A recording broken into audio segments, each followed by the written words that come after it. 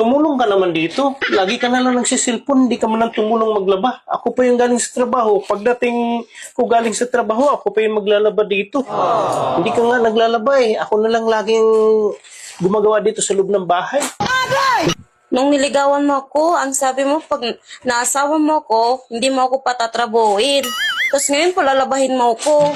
Magtutulungan lang naman sana pagdating dito sa bahay. Hindi yung ako na lang lagi nagtatrabaho sa bahay, ako pa yung galing sa trabaho, ikaw nakahilata lang. Ayaw ko nga maglaba kasi masakit ang kamay ko. Alam mo namang maninipis yung balat ko sa kamay.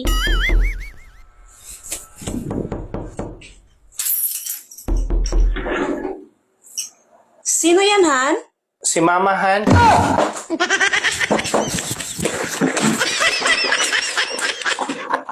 Ano?